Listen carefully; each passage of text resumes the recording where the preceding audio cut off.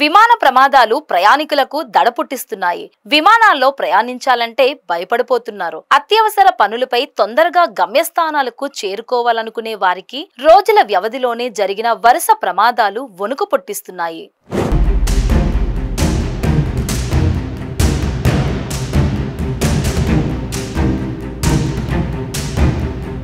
వరుస విమానాల్లో సాంకేతిక సమస్యలు తలెత్తడంతో ప్రయాణికుల్లో ఆందోళన నెలకొంది. తాజాగా హైదరాబాద్ నుంచి తిరుపతికి బయలుదేరిన స్పైస్ జెట్ విమానంలో సాంకేతిక లోపం తలెత్తింది. వెంటనే అప్రమత్తమైన పైలట్ సాంకేతిక లోపాన్ని గుర్తించారు. మరో 10 నిమిషాల్లో తిరుపతిలో ల్యాండ్ కావాల్సిన విమానం తిరిగి శంషాబాద్ ఎయిర్పోర్ట్ కు మళ్లించారు. దీంతో తిరుపతి వెళ్లాల్సిన ప్రయాణికులు తిరిగి శంషాబాద్ కు రావడంతో ఆందోళన వ్యక్తం చేశారు. తమకు ప్రత్యామ్నాయ ఫ్లైట్ ను ఏర్పాటు చేయాలంటూ ప్రయాణికులు కూడా డిమాండ్ చేశారు.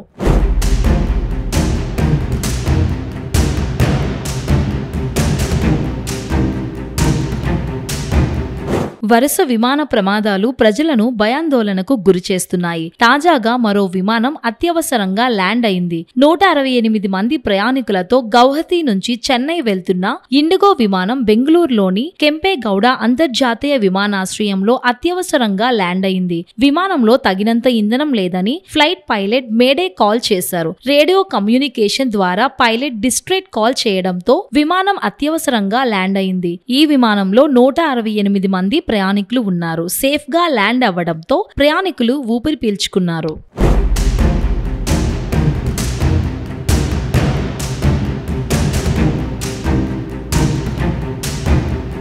జూన్ 12న అహ్మదాబాద్లో జరిగిన ఎయిర్ ఇండియా విమాన ప్రమాదంలో 241 మంది ప్రయాణికులు ప్రాణాలు కోల్పోయారు. ఒకరు ప్రాణాలతో బయటపడ్డారు. Air India Boeing 787-8 Dreamliner కూలిపోవడానికి కొద్దిసేపటి ముందు పైలట్ మేడే కాల్ చేశారు. కాగా అహ్మదాబాద్ విమాన ప్రమాదంలో 279 మంది ప్రాణాలు కోల్పోయారు. విమానం హాస్టల్ భవనంపై పడడంతో అక్కడ ఉన్న 35 మంది మెడికోలు మరణించారు. ఈ ఘటన మరొక ముందే ఇలాంటి ప్రమాదాలు వరుసగా వెంటాడుతుండటం ఆందోళన కలిగిస్తోంది. దీంతో విమాన ప్రయాణికులు ఫ్లైట్ జర్నీ అనగానే బెంబేలెత్తిపోతున్నారు.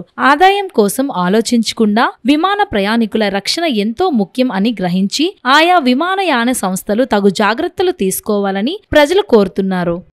ఎప్పటికప్పుడు ఇలాంటి ప్రమాదాల మీద ప్రజలను అప్రమత్తం చేస్తూ ఎందుకు జరుగుతున్నాయి అని, ఎలా ప్రమాదం జరిగిన తర్వాత కొద్ది రోజుల పాటు ఈ భయం అనేది ప్రజల ఖచ్చితంగా ఉంటుంది. ఆ ప్రభావం తగ్గించడం కోసం ప్రభుత్వాలు చేయవలసిన పని ఖచ్చితంగా చేయాలి. మరి దానికి సంబంధించినటువంటి ప్రత్యేక సంస్థలు ఉన్నాయి. వాళ్ళ ప్రజల్లో ఉన్నటువంటి భయభ్రాంతులను ఎప్పటికప్పుడు పారదోలాలి. మరి ఈ మధ్యకాలంలో అయితే విమాన ప్రమాదాలు జరిగిన సంవత్సరాలు బాగా తక్కువ. మరి ఎక్కడ లోపం అనేది ప్రభుత్వాలే సరైన దర్యాప్తు సంస్థలని నియమించి ప్రజల్లో ఉన్నటువంటి అపోహలు అనుమానం తొలగించిన బాధ్యత ప్రభుత్వాలు తీసుకోవాలి. ఇటీవల జరుగుతున్నటువంటి వరుస విమాన ప్రమాదాలు, సాంకేతిక సమస్యలు, వీటన్నిటికీ కారణం అప్ టు డేట్ గా మనం మెయింటెనెన్స్ అనేది లోపమన్న ఇది అనుకుంటున్నానండి. సెక్యూరిటీ రీజన్స్ కూడా కొంతవరకు దీనికి కారణం కావచ్చు.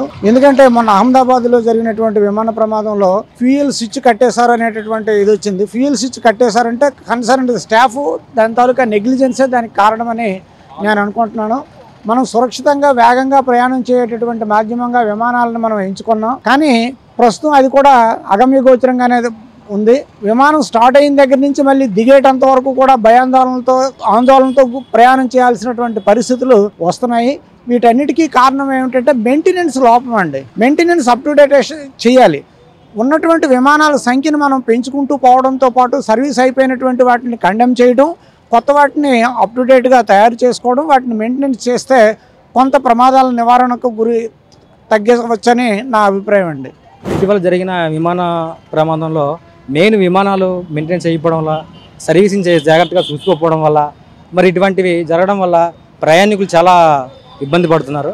కాబట్టి సర్వీసింగ్ అనేది ఎప్పటికప్పుడు ఒకసారి చెక్ చేసుకుని, మరి విమానాలు చెక్ చేసిన తర్వాతే వాటిని వినియోగిస్తే చాలా బాగుంటుంది నా ఉద్దేశం. కాబట్టి ఆ మెయింటెనెన్స్ దృష్టిని ప్రభుత్వం తీసుకోవాలి.